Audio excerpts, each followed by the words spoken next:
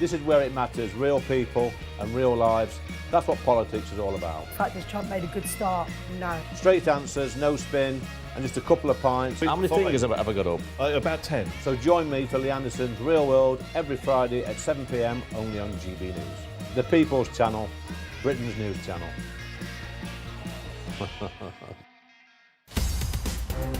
In the GB newsroom, we bring you the news as it happens. With our team of dedicated journalists across the UK, we're ready to keep you up to date with what's happening every half an hour, every single day.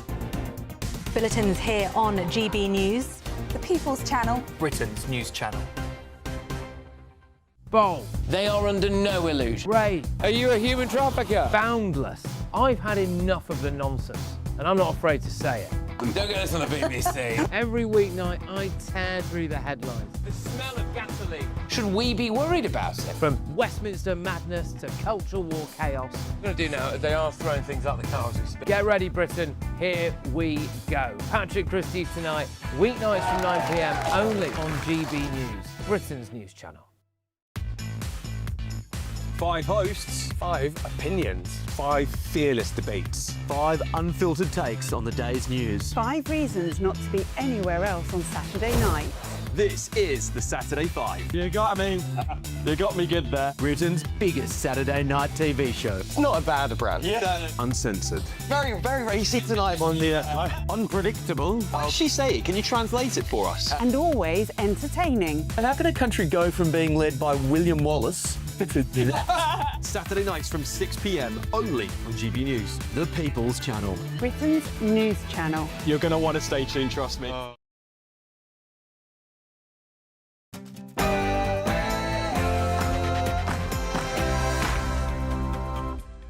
Well, good evening, I'm Alex Armstrong, and this is Alex Armstrong Tonight, late edition. Prime Minister, the Secretary of Work and Pensions, and this whole government are committed to reforming our welfare state. Well, just days away from the budget, Tories accuse the Chancellor of forcing families to pick up the welfare bill as pensioners look set to lose £800 a year in the budget. And I think this is a very, very meaningful, I would say probably best meeting and day we've had so far in this entire process. are we close to a peace deal, or are we close to World War III? How are we going to get there with all of the chaos in the West? Can we finally get a united front? Also, he and I both believe that introducing a targeted national screening programme for prostate cancer is the right thing to do and would save lives.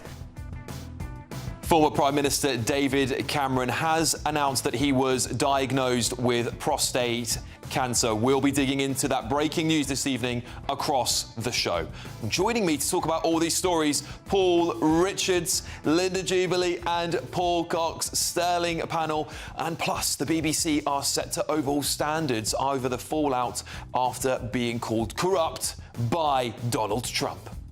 Fake news was a great term, except it's not strong enough. You know, I'd like it to be stronger. You know, the word fake is one thing, but this is beyond fake. This is corrupt, what they did. I'm not looking to get into lawsuits, but I think I have an obligation to do it. This was so egregious.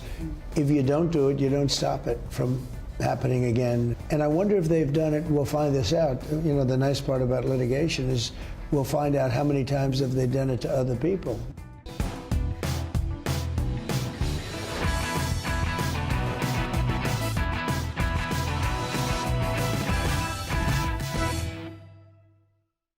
Welcome to the show, everybody. Shall we go through all of your front pages together? I've got every single one of them here, hot off the press, and it's not looking good budget-wise, but let's start with The Guardian.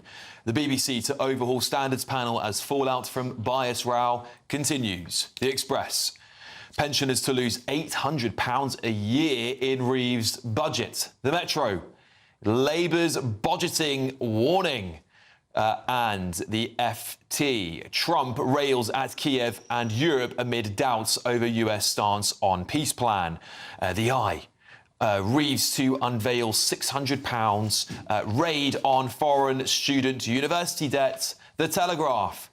Reeves, £15 billion welfare giveaway. The Times. Reeves to hit 100,000 homes with surcharge. The Sun. Shirley Ballas, I nearly died on Strictly. The Mirror.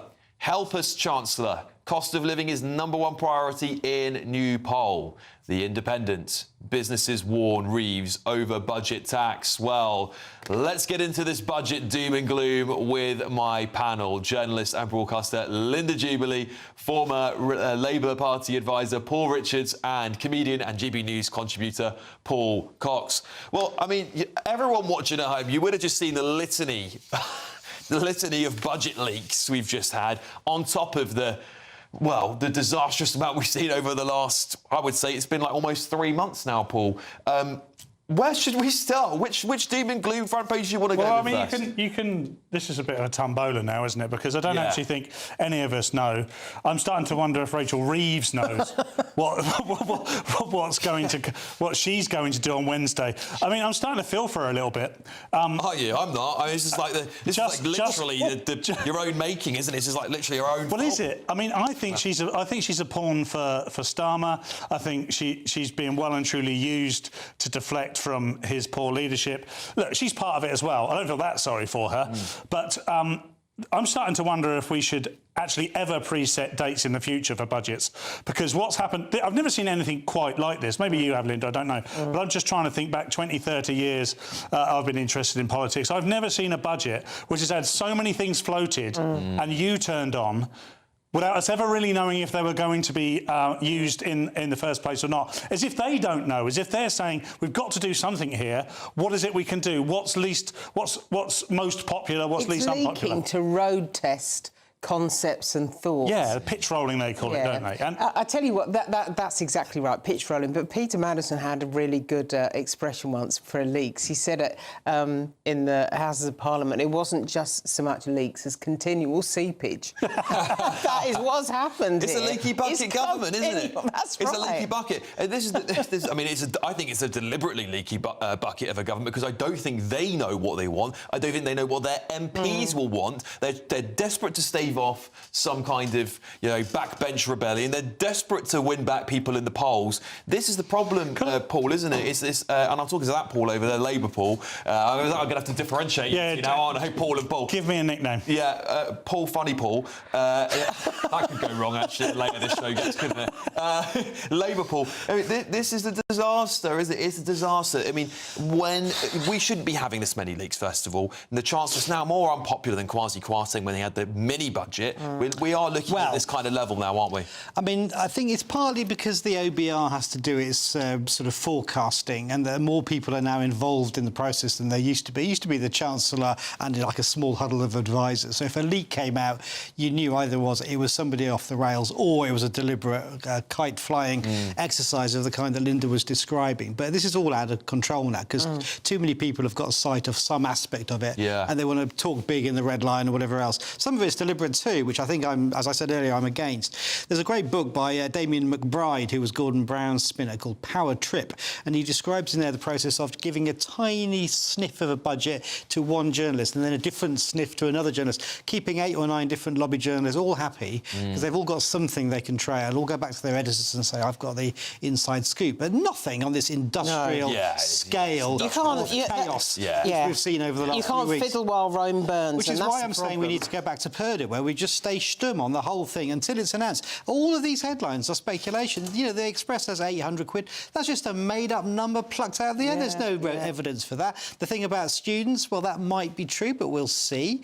We just don't know till Wednesday. But, you've got this mess, but actually it's all underpinned by the fact that Starmer won this election by kind of not really being Labour.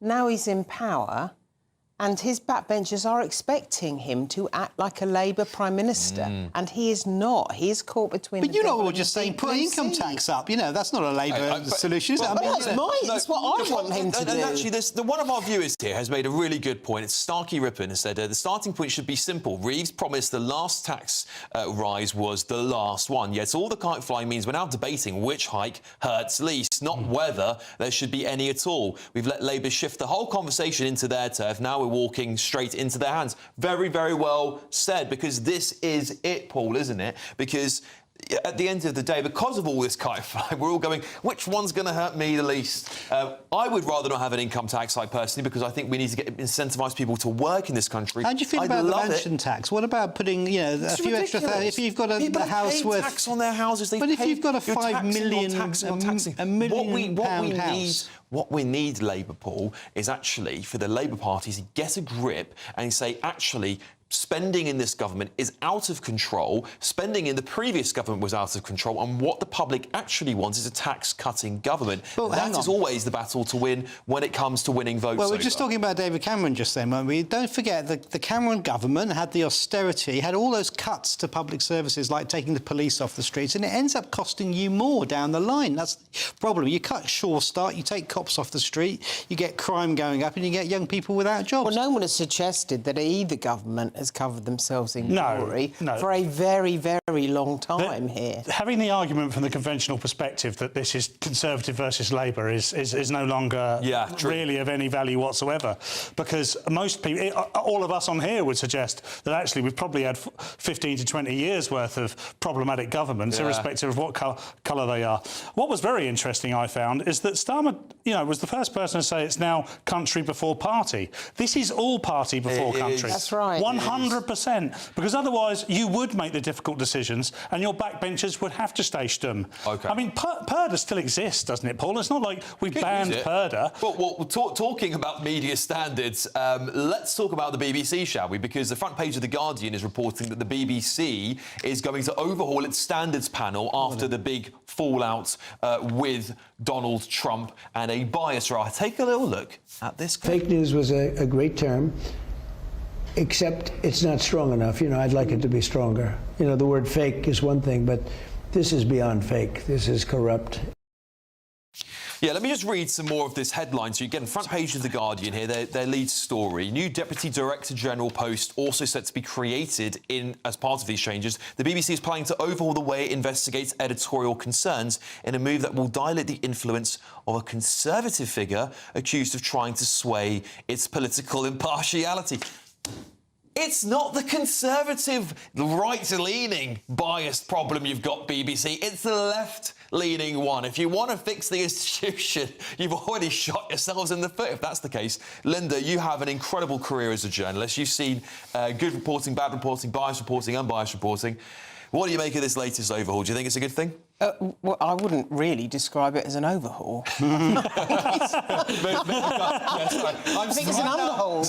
Now I'm reading Guardian propaganda out loud like it's truth. Go on, you tell it to him. So I think that the BBC, the latest debacle, centres on a matter of ethics and professionalism.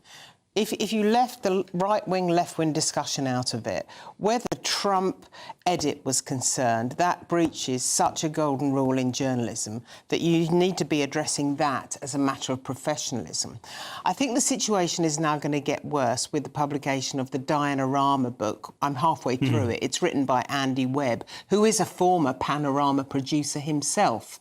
And he has said that the BBC knew all about Martin Bashir's deception, all about the fraudulent bank account statements, and they've known for a very, very long time. And the inquiry into it was half-hearted, inconclusive. It did nothing to shore up the BBC's credibility. And so I think the problems aren't over now. And this attempt at this so-called overhaul, the underhaul, as I might call it, is a waste of time. Yeah. I think the BBC needs to take a really good, long, hard look in the mirror at this time and start making real changes that might begin to satisfy the licence fee payer. There's an interesting thing in the story in The Guardian, which is that Michael Prescott, Robbie Gibb and the chair of the BBC, Samir Shah, are all in front of the MPs on Monday. Yes, that's right. So in front of that. And that's the same committee you may remember a few years ago had the Murdochs in front of it. So it's a big hitting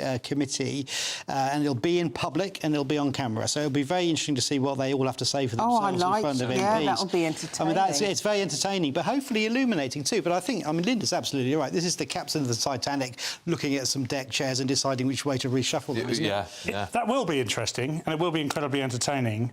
But I don't think it'll make any difference. I think the BBC, particularly the stalwarts of the BBC that have been there for many years and have basically overseen this endemic cultural poison that has infested the BBC, have no ability to be embarrassed by this whatsoever. Not at all. They are not all perturbed by this. Even Tim Davie, when he was outgoing, and let's not forget, Tim Davie was a Conservative councillor. No, he wasn't a councillor. He was a council candidate. Council candidate, thank you, Paul. But he was a Conservative politician, and that doesn't mean he's on the right. We know that, but he was from that side of the world.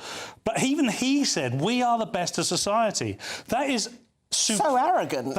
It's also supremacist. There's no two ways about it. Take colour of skin and religion. What you're saying there is your thinking is supreme above all else's. Yeah. So he is saying in his outgoing message, don't change, you're right. Yeah, this is the problem, isn't it? And reading a little bit more here, we're talking about those key figures you were talking about, Paul, those key Samir Shah, Robbie Gibb.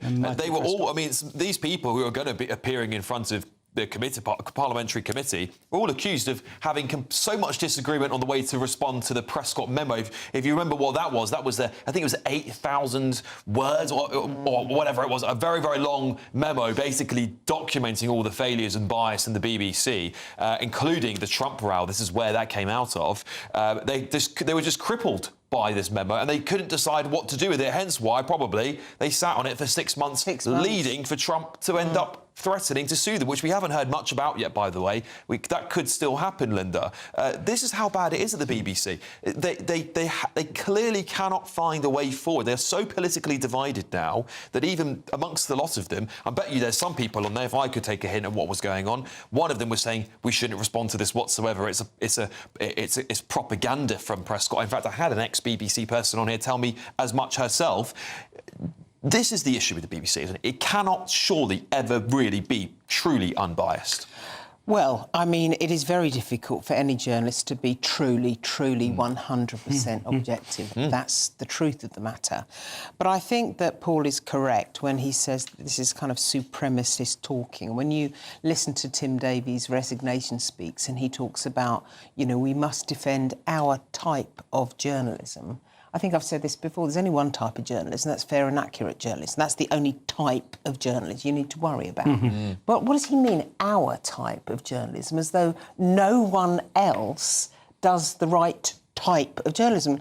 And I'm sure, you know, he's sincere, but I would have thought someone with a background at PepsiCo and Procter & Gamble wouldn't be completely filled in on what journalistic... Also, well, he's not a journalist, is he? He's not a journalist. I mean, he's a very commercially minded person. He was in charge of BBC Commercial. I've known him since the 90s. He's a perfectly nice man, but he's not a journalist like Linda is, for example. And that's part of the problem, isn't it? Same issue I think we have in Parliament, where we don't have people who actually know about the industry running things with... I mean, the BBC is a multi-billion-pound organisation. It is bigger than most companies in this country. I think they might have to kind of split it up more than it is now to get it running properly. It's a bit of a monopoly, really, isn't it? And don't forget, this is the year of the Charter Review, isn't it? This could not come at a worse time. I think they'd have to scrap. I think they would have to scrap that. And why not put the commissioner to a ballot? Why can't the licence fee payers vote on who should be? You know, put some candidates forward and vote who should be. And we have to decide who the right type of people are. Yeah, well, that would be interesting. You'll end up with Jeremy Piers Morgan. Yeah, Piers Morgan and Jeremy Clarkson in the run. It'd be like a presidential election. That'd be quite entertaining. That would probably rate very well, actually, BBC. There you go. That's an idea for you. Anyway, coming up. Truss's disastrous mini-budget, £22 billion black hole in the public finances left by the previous government. Continual threat of tariffs. Inflation has been too slow to come down. The cost of government borrowing has increased around the world. And then a rushed and ill-conceived Brexit. Yeah, I don't know if you saw that footage of Keir Starmer tripping up at a G20 event the other day. Some are saying he tripped up over the massive black hole under number 11. There you go. Full of doom and gloom, doom and gloom on the front pages, isn't it? We'll be talking about the consequences of that next. See you in a tick.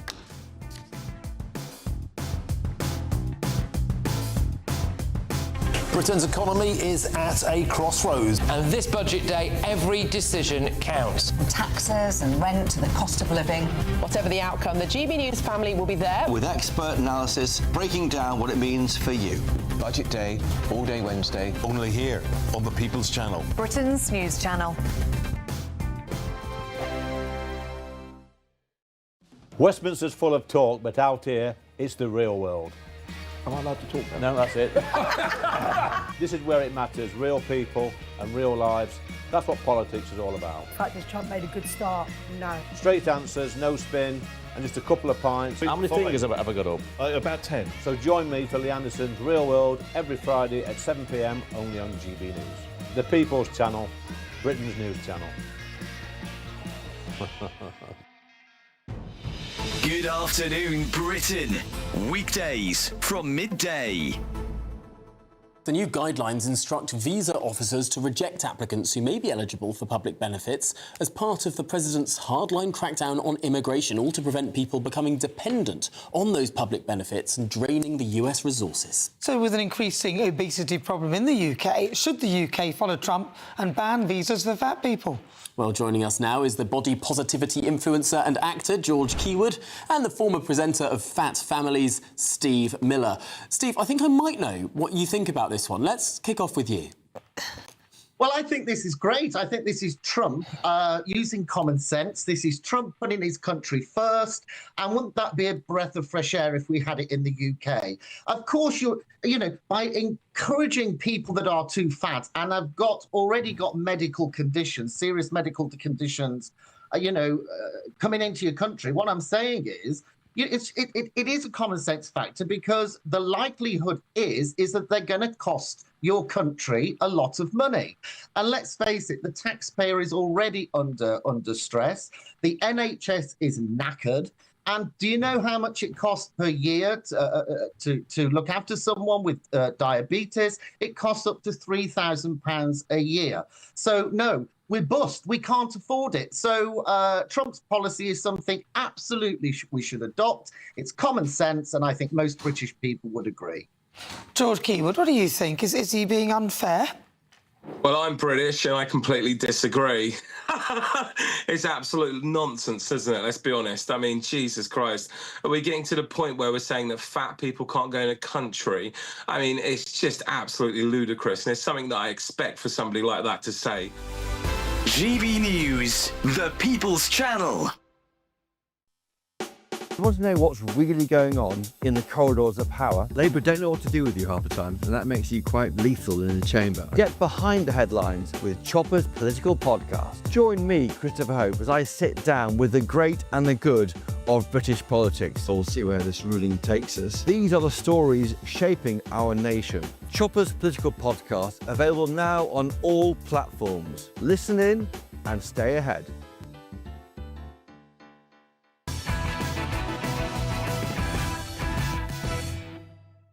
Welcome back to the show, everybody. Well, as ever, let us know what you think in the comments section. I really love reading out your comments. So get them in gbnews.com/your say. And there's a brand new way to take part in the conversation by becoming a friend of GB News for free. Take a look. Join the community and be part of our shows by becoming a friend of GB News. Get a direct line to join the conversations that you hear us talking about every day in our programmes by commenting on Your Say and voting in You Decide polls. Access opinion, analysis and behind-the-scenes videos as we share more from the stories that you see on TV and radio. Plus, watch our shows live and on catch-up anywhere, anytime. If you love our channel, become a friend of GB News for free by scanning the QR code or going to gbnews.com/friend. Don't just watch our programmes, come and be a part of them. Well, to talk about all these bit of doom and gloom headlines today, I'm joined by friend of the show, journalist, commentator, of course, and many other Fleet Street legend, David Wooding. David, thank you so much for joining me this evening, as ever. Look, I mean, we could go through all the front pages together again, but I think you've seen so far what they're like, David. It is all budget, budget, budget. More kite flying than I've ever seen ever. Should we start with the Daily Express, perhaps, given your familiarity with the paper? Yep. Pensioners set to lose £800 a year in Reeves's budget. You can just take it away from there, David, if you like, and go on to any of the others. I'll hand it over to you. Well, it's not going to be a good budget for pensioners or for working people, for that matter. It seems that the Chancellor is going to spend more on benefits and make those of us who are working or earning a pension pay a little bit more. Now, the Daily Express is focusing on this the thresholds of paying income tax, and reveals that pensioners will pay up something like an extra £850 a year in tax, and it's going to raise the government about £7 billion a year up to 2030. So it's not an insubstantial amount of money that to get in from this. But of course, pensioners will be feeling that they're hard done to here, as will in fact working people who'll be paying more. But to balance that out, the Eye is saying that the state pension will increase by £550 a year, which will offset that 850. But nevertheless, pensioners, the more vulnerable people in society, will be hit hard in this budget. Once again, David, that would be the second time in a row that the Treasury's gone after pensioners. I think pensioners might get the message after this one, eh? Yeah. This is the thing, though, isn't it, David? It seems to me like that perhaps the Treasury have been putting out their own little puzzle for us to solve. Maybe all of these policies are going to happen, but they're just giving it to us in different formats. David, in your experience as a Fleet Street legend, have you seen anything like this in your career? Anything like this at all? Not at all. I've had a couple of moments going back 15 years or so where I got really good budget leaks, and it ended up with me getting into trouble. The Speaker demanding to know where I got it from, a massive inquiry in the House of Commons, because it's a sacrosanct that the budget, because of the markets, is kept secret until budget day, and the Speaker goes absolutely wild if the Chancellor leaks any of it, or anybody around the Chancellor. This one's been bizarre, because not only have the announcements been made before the budget is delivered, but the U-turns have been made as well. I've never seen that before. So it's quite a unique setup, isn't it, Dave? It's quite a unique setup. Either she's got a great rabbit to pull out of the hat, which she's holding back, and she's leaking all the little bits before, or her people are. I mean, there's another one round today, wasn't there, saying that rail fares are going to be pegged for the next couple of years or this year. I forgot about that one, David. You'll have to forgive me if I can't keep up with the amount of leaks coming out of the Treasury.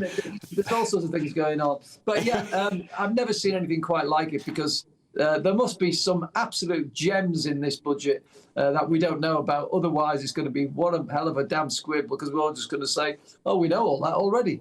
Well, this is it, isn't it? I guess it brings me on to a similar kind of story, because it's economics related, and that's in the Daily Telegraph. This is Kemi Badenoch here. She's saying workers' rights laws will cancel Christmas jobs. And, I've done Christmas jobs before, and this really actually impacts young people who, like my little brothers, who will be coming back from university. They'll be going to the local supermarket or local businesses, small businesses, and jumping on those short seasonal jobs. Kemi Badenoch saying the workers' rights laws will cancel those jobs, of course, and put businesses off from employing them. What do we make of that? Yeah, I had one of these jobs too, Alex. I was unloading in the loading bay of a store, in the lead up to Christmas. It earned me a bit of extra pocket money. It gave me the work ethic, and it was good for the company, because they got a young lad doing a bit of work for them. But of course, the problem is these new employment rights bill, which Angela Rayner is the architect of, will allow workers to have employment rights from day one instead of the current 2 years. So the scenario that's being painted is that you do this job for 3 or 4 weeks in the run up to Christmas, and then say, hey, you've sacked me. I'm going to take you to a tribunal. You'll have to pay me compensation.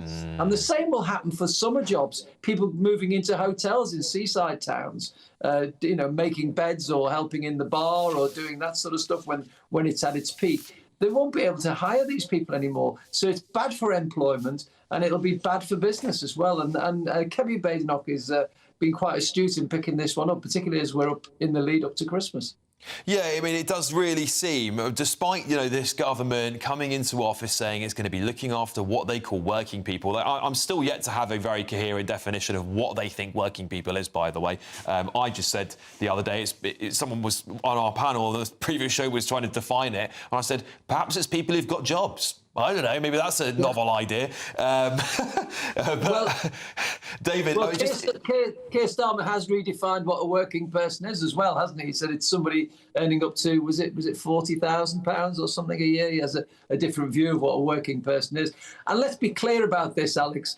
This workers' rights bill or employment rights bill, it's not about workers, really. It's about a sop to the unions, Labour's paymasters, who've been asking for this. In the same way that the benefits being put up and more people being taxed is all about making the left of the Labour Party, the backbenchers, happy. So that's why we're lifting they're going to lift the two-child benefits cap and make the rest of us pay for it. David, I guess the message that I've seen on some other front pages, and tell me if you think I'm wrong here, but this is what some of the other papers are leading with, at least anyway, that they're saying business confidence in Britain is dwindling by the day. Investors aren't putting their money into Britain because we just don't know what's going to happen in this budget. As you said previously, there would be quite a tight ship on this one, that we wouldn't release it for this exact reason.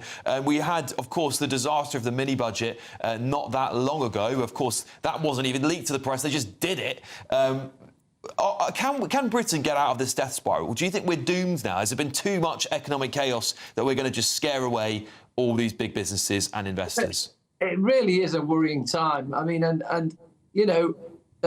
Rachel Reeves and Keir Starmer seem to be motoring on as if everything's fine and hunky-dory, but it really isn't. And, there's a story in, was it the Sunday Times this morning, saying that Lashki Mittal, the tycoon, Britain's richest man, is now leaving after 25, 30 years living in Britain. So all the entrepreneurs and the wealth bringers are leaving as well. And of course, we have this business with the housing market, because Rachel Reeves seems to be pressing ahead with slapping an extra surcharge on people who are in band F, G and H of council tax. And that means that, the government's trying to build 1.5 million houses. All that's going to do is stagnate the housing. It's not just the rich people at the top who, and not some of them are not rich. They're asset rich, but they don't have a big income. They've just lived in a house that has increased in value over time.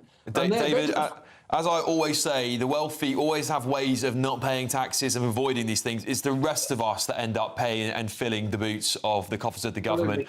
David, thank you so much for joining me, as ever. A pleasure to have you on the show. Come back again soon. Thank you very much. I'll just put this to this other story that caught my eye on the front page of the Daily Telegraph.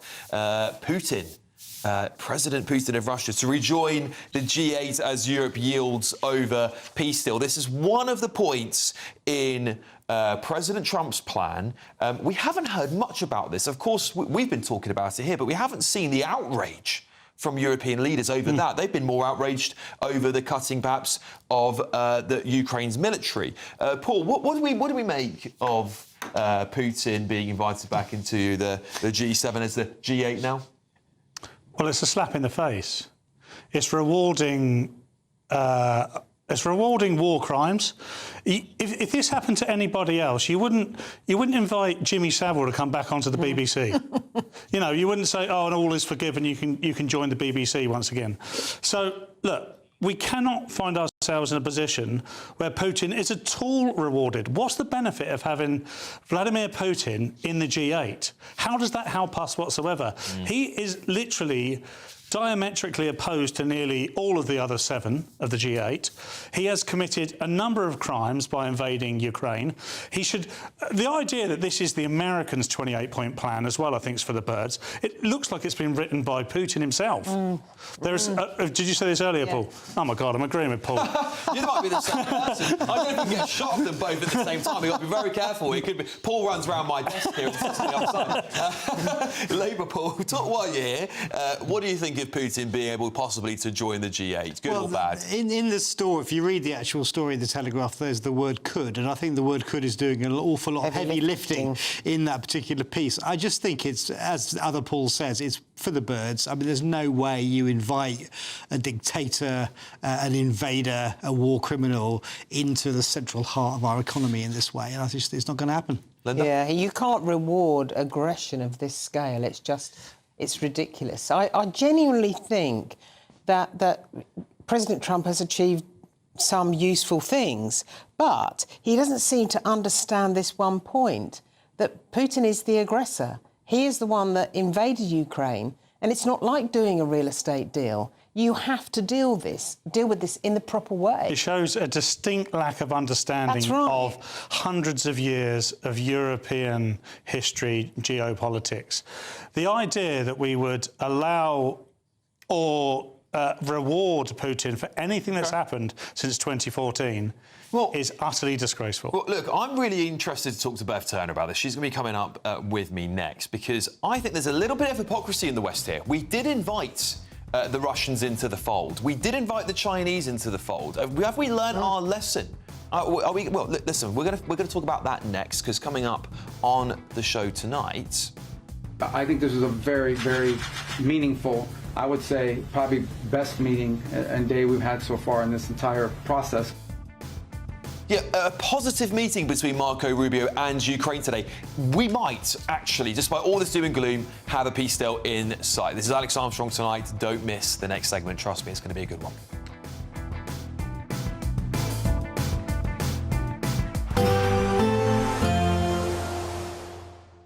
I forecast a perfect holiday in the sun. Weather looking good then? For sure, and no worries about our travel insurance. All Clear Travel Insurance sponsors GB News Travel Destinations Forecast. The unsettled weather continues across the central Mediterranean. Heavy rain and thunderstorms expected here. Some areas could even see a month's worth of rainfall in just a few days.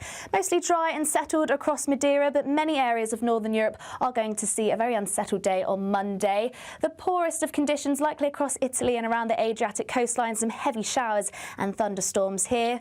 Still a mix of sunshine and showers into next week, with the best of the temperatures across Tenerife. All Clear Travel Insurance sponsors GB News Travel Destinations Forecast. Good evening and welcome to your GB News weather update from the Met Office. Well, it's a mixed picture out there. We have an area of low pressure moving south and eastward, so rain or showers for some of us, and it's still feeling chilly. So the area of low pressure is across the northwest, and it's going to gradually sink its way south and eastwards as we go through this evening and overnight. So any outbreaks of rain across Northern Ireland will sink their way into Wales, northern England, eventually towards southwest Wales and southern England, accompanied by a strong, brisk northwesterly wind, so coastal gales possible in the south. Further north, holding on to a lot of cloud, but the wind direction now coming in for a northerly. But for most of us, it's a frost-free start to Monday morning, given a lot of cloud cover and showery outbreaks of rain. So there are going to be some showers focused again across eastern Scotland, where they could be falling as snow over the mountains. Drier towards the west with some sunny spells. Best of the sunshine really across Northern Ireland. Dry here to start Monday morning. But across England and Wales, well, it's a cloudy but chilly start to the morning, with the strongest winds still across the southwest and into the English Channel. So as we go through Monday morning and into the afternoon, most of the showers across the southeast will clear their way through. Best of the sunshine across Northern Ireland, into Scotland and eventually into parts of Wales and the southwest as the cloud breaks. Then the focus for the showers really confined to eastern areas, still falling as snow across eastern Scotland. It's going to be feeling chilly out there. We hold on to more of a northerly wind, but feeling more pleasant across Northern Ireland. That leads to a cold start to Tuesday morning, especially in the west, but we actually have a ridge of higher pressure. So for most on Tuesday, it's largely fine and settled. A few showers still running down the eastern coast. Now, as we go Wednesday into Thursday, it's actually turning milder and more unsettled after a cold start. That's all from me. Bye-bye. Decisions made in Washington aren't just shaping America, they're shaping Britain too. From migration to global security, from crime to health. Whatever happens in the White House today will be felt in your town or city tomorrow. That's why The Late Show is live from Washington, D.C. Cutting through the politics to show you what it all means for Britain. The Late Show live every night at midnight. Only on GB News, Britain's news channel. Westminster's full of talk, but out here, it's the real world. Am I allowed to talk now? No, that's it. This is where it matters, real people and real lives.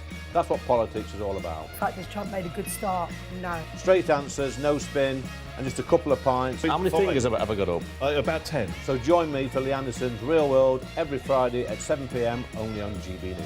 The People's Channel, Britain's news channel.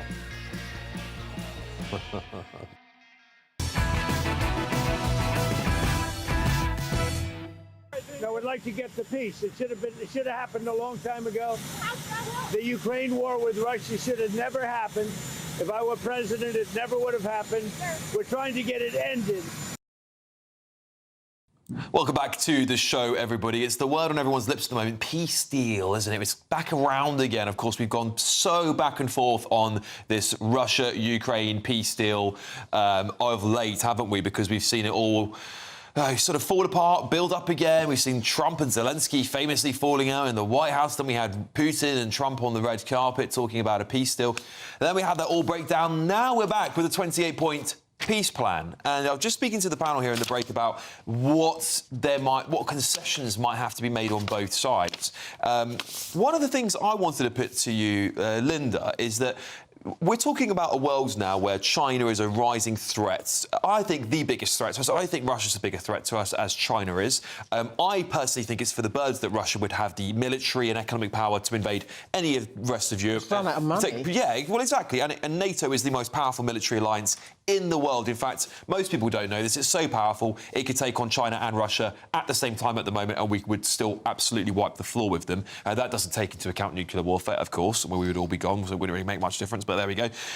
Is there not a point, though, to say, is it not better that we bring Russia into the fold, back into the fold of the West now, before China takes them, and then we've got two massive adversaries? Wouldn't it be better to have these, like Putin's an old man, he might be gone soon. Is it not better to have Russia back on side and then fight China as a united front? No, because I think they're entirely separate issues. So I think that China is a big problem. I think if you listen to everything Sir Ken McCullum, who's the head of MI5, if you listen to what he says about what he describes as the tsunami of coercion that comes on a weekly basis from China, then you would be very, very concerned. I think only very recently academics have been threatened. Just this last week, we have to deal with China very, very effectively, and I don't think cozying up to Russia is going to help us at all. The fact of the matter is that China is going to be possibly the world's economic superpower. It's already the second biggest economy, strongest economy in the world. And so we have to forge some kind of realistic relationship with China.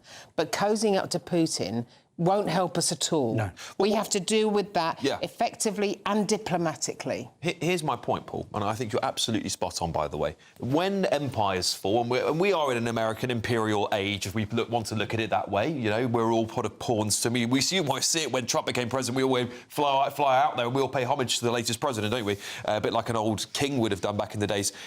The problem I've got, and I think you're absolutely, Linda's nailed it, is that one day China will start to supersede America, and what tends to happen every time an empire falls is that a war breaks out between the flailing nation and the new one on the rise. And it almost seems inevitable that war with China is going to take place. Do you want the Russians on side for that, or do we not want them on side? Is that the calculation the Americans are making? I mean, whether I want the Russians on side or not, I think is immaterial for this discussion, on the basis that I don't think Russia don't care for us and they don't care for China. And China don't care for Russia either. That's true. No, China doesn't care about anybody. So it's not as if China are thinking we want or don't want Russia. They don't care either way. Russia do not care either. Putin is a dictator. Putin wants to emulate Lenin. Putin wants to grow Russia's landmass. He will do that through force. It's the only way he can do it. And he will do that by maliciously manipulating the political differences and weaknesses within the European Union.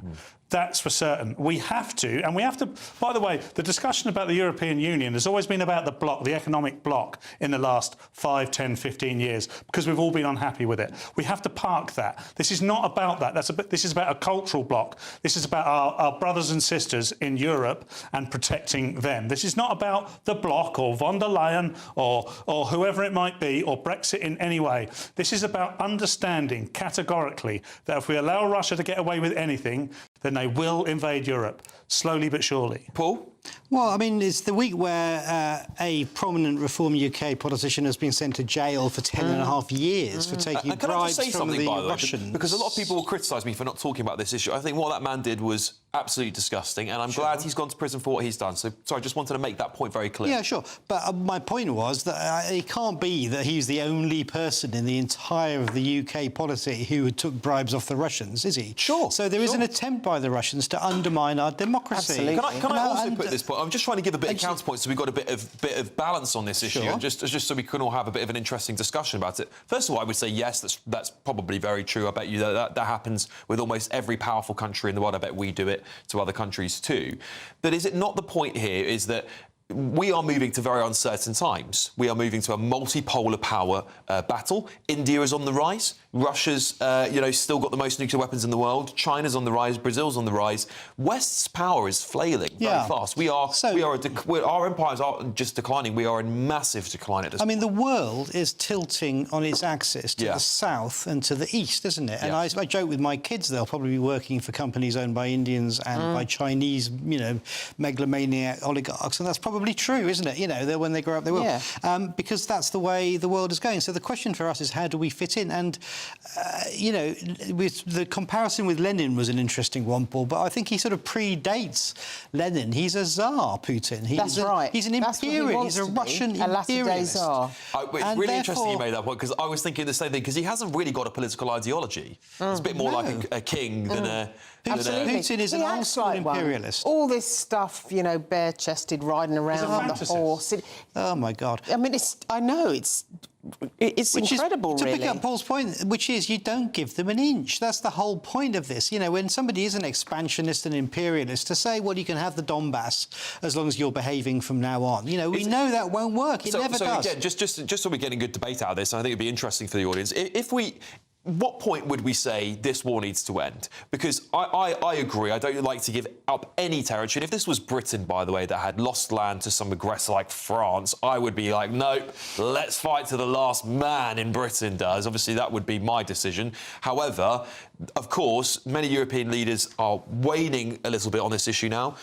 The United States will wane on this issue. If there's not a peace deal, we could end up actually handing Ukraine to Putin entirely, right?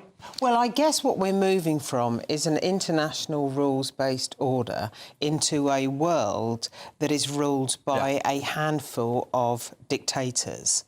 And that's the issue here. That will be very, very difficult for us to slot into that. But I think what could happen is that President Trump will just not want to contribute to this war anymore, and without his backing, it's very difficult to see how Ukraine could win. Right. So I want to show you a video of Marco Rubio, but let's hold that for a second. We're going to come back to you with this very interesting clip from, of course, what would be the equivalent of the Foreign Secretary for the United States of America. We will do that for you very shortly in just a tick. Of course, we'll also be talking about the breaking news that former Prime Minister Lord Cameron has had a diagnosis of prostate cancer. Thankfully has recovered, but we will talk about that also. This is Alex Armstrong Tonight, late edition. Britain's economy is at a crossroads. And this budget day, every decision counts. From taxes and rent to the cost of living. Whatever the outcome, the GB News family will be there. With expert analysis breaking down what it means for you. Budget day, all day Wednesday. Only here on the People's Channel. Britain's news channel. Westminster's full of talk, but out here, it's the real world. Am I allowed to talk now? No, that's it. This is where it matters. Real people and real lives. That's what politics is all about. In fact, has Trump made a good start? No. Straight answers, no spin, and just a couple of pints. How many fingers have I got up? About 10. So join me for Lee Anderson's Real World every Friday at 7 p.m. only on GB News. The People's Channel, Britain's news channel. You want to know what's really going on in the corridors of power? Labour don't know what to do with you half the time, and that makes you quite lethal in the chamber. Get behind the headlines with Chopper's Political Podcast. Join me, Christopher Hope, as I sit down with the great and the good of British politics. We'll see where this ruling takes us. These are the stories shaping our nation. Chopper's Political Podcast, available now on all platforms. Listen in and stay ahead. Decisions made in Washington aren't just shaping America, they're shaping Britain too. From migration to global security, from crime to health. Whatever happens in the White House today will be felt in your town or city tomorrow. That's why The Late Show is live from Washington, D.C. Cutting through the politics to show you what it all means for Britain. The Late Show live every night at midnight. Only on GB News, Britain's news channel. Hi, I'm Michelle Dewberry, and my show is your opportunity to cut through all the noise and dive in headfirst to some robust debates. Ideas clash. Situation, No, isn't it? no, Because the failure is you're deliberately avoiding my point. Nothing's held back, And if you think this is the end of it, wait for more. and we do not shy away from the difficult stuff. Sometimes I want to shake people and say, if only you understood. So join me on Jubes & Co. weeknights at 6 p.m. only on GB News, Britain's news channel. Westminster, the ultimate clique. And you're fighting like rats in a sack. But here on the Camilla Tominey Show, we ask the questions the establishment media is too scared to ask. OK, let me ask you a straight question, because I know you're a straight-talking politician. Whether it's net zero, illegal immigration or law and order, nothing is off limits. You had the power then.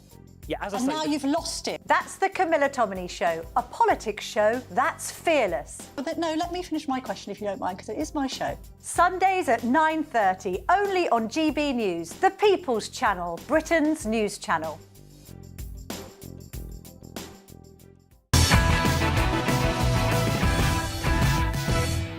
I think this is a very, very meaningful, I would say, probably best meeting and day we've had so far in this entire process, going back to when we first came into office in January. But there's still some work left to do, and that's what our teams are going to be doing right now. And we'd like to come back to you maybe a little later tonight with a further update. Well, there you have it. Marco Rubio there talking about the potential peace deal. He's flown over to Geneva to speak to world leaders about this. So it's clear the Americans are taking this quite seriously. They're taking this quite seriously. I mean, Marco Rubio is the authority on this in America. But Donald Trump has also hit out at European leaders, and he has said that he thinks Zelensky's ungrateful, as he had done. I think he said the same thing about Zelensky back in the White House. Was it February? Horrible. I can't What a remember horrible scene that was. Very messy. Not a final offer, though, as Trump says. There's more to come on that. Do we think it's a good sign that Rubio's saying that progress is being made, Linda?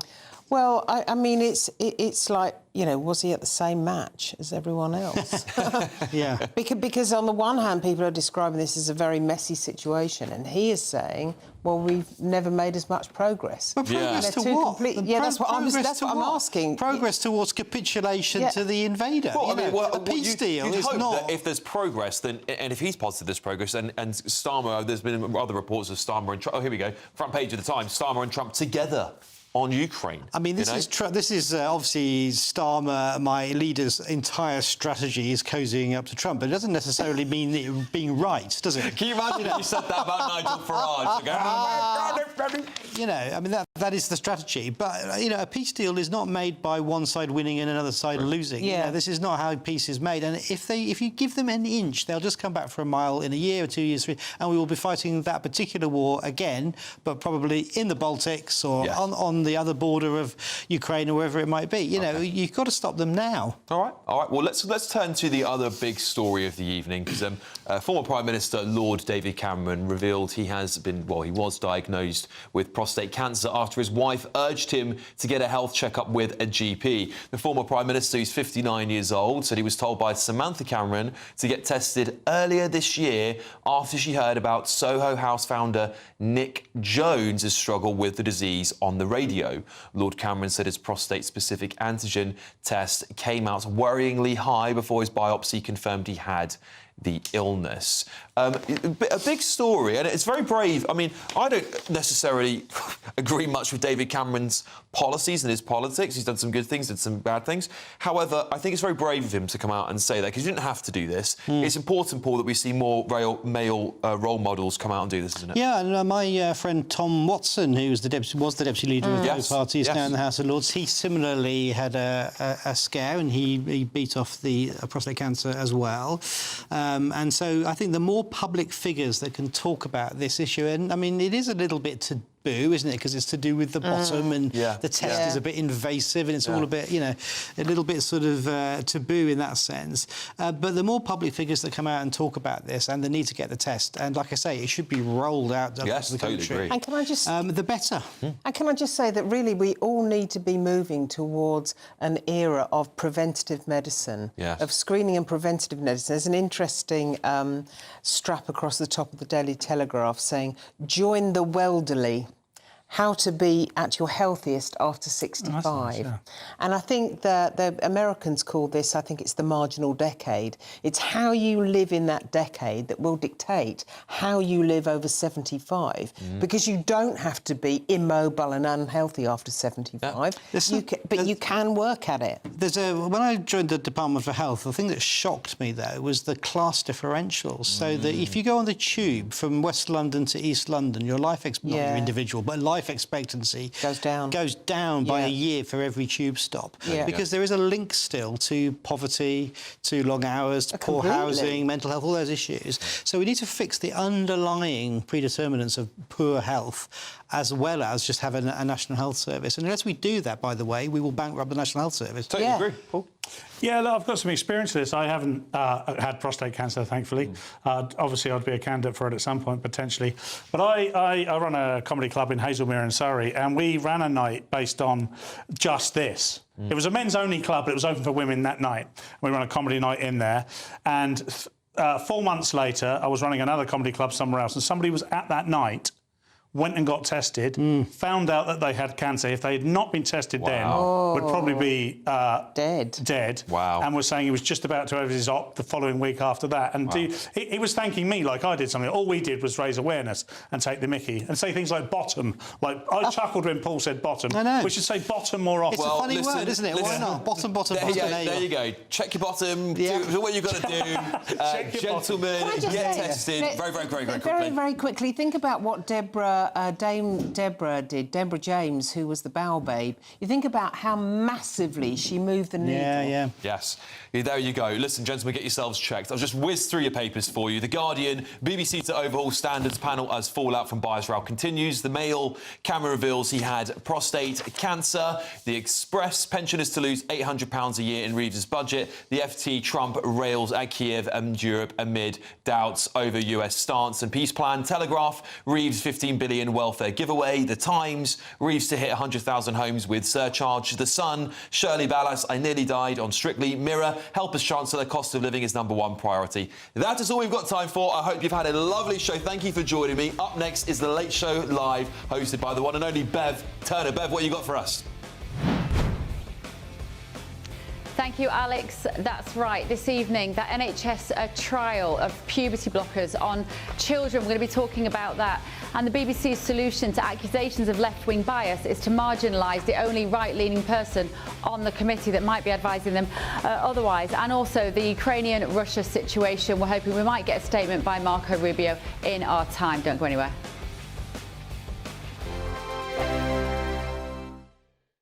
It's the final week to see how you can enjoy Christmas on us. First, we'll give you an incredible £30,000 in tax-free cash. Then we'll give you a further £10,000 cash to spend on all your Christmas presents, even the tree. Christmas lunch, that's on us too, with £1,000 in shopping vouchers to spend at your favourite supermarket. Finally, a GB News Christmas goodie bag. For another chance to win, text WIN to 63225. One entry costs £2.50 plus one standard network rate message. Or or text bonus to 63225. 5 entries cost £5 plus 1 standard network rate message. Go to gbnews.com/win. Entries start at £2.50. Call 0903 686 3232. Calls cost £2.50 plus your network access charge. Or post your name and number to GB17 PO Box 8690 Derby DE1 9TT. UK only. Entrance must be 18 or over. Lines close at 4 p.m. on the 28th of November. Please check the closing time if listening or watching on demand. Good luck.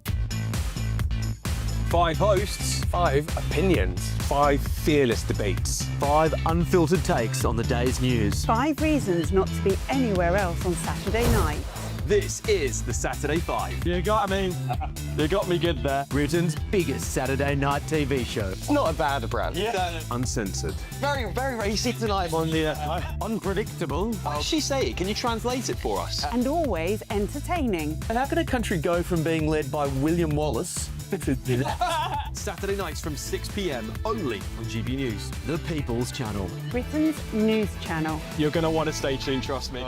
Westminster, the ultimate clique. And you're fighting like rats in a sack. But here on the Camilla Tominey Show, we ask the questions the establishment media is too scared to ask. OK, let me ask you a straight question, because I know you're a straight-talking politician. Whether it's net zero, illegal immigration or law and order, nothing is off limits. You had the power then. Yeah, as I and say, now you've lost it. That's the Camilla Tominey Show, a politics show that's fearless. No, let me finish my question if you don't mind, because it is my show. Sundays at 9:30, only on GB News, the People's Channel, Britain's news channel.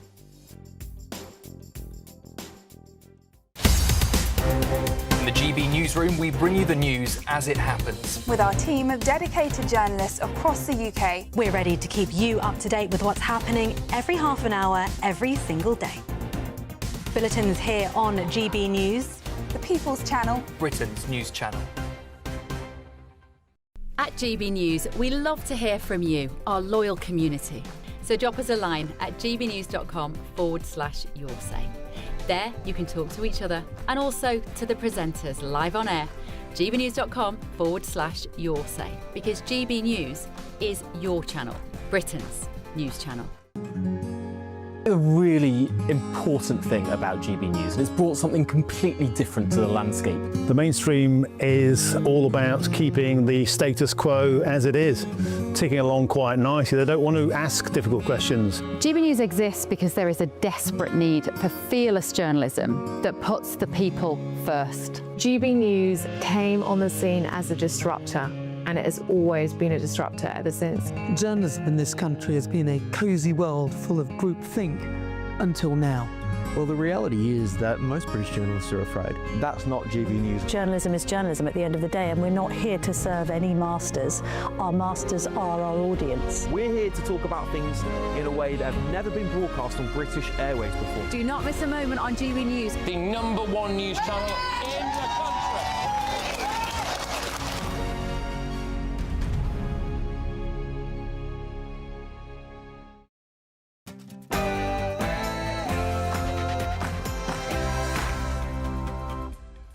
This is GB News. Up next, it's The Late Show Live with the one and only Bev Turner, live from Washington, D.C. Bev, what's coming up on the show tonight? Hi, Alex. Well, we're going to be watching that situation very carefully in Geneva. Marco Rubio, Secretary of State there, trying to hash out this peace deal. We may get an announcement, hopefully, in the next hour or so. So that is going to be our main topic. And also the BBC, Alex, I know you've just done this story as well, front page of The Guardian. They're actually sidelining the only potentially right-leaning member of that committee when they're accused of left-wing bias. So that's a fascinating solution. Classic BBC, quite arrogant. Anyway, thank you, Alex. I will take it from here. This is The Late Show.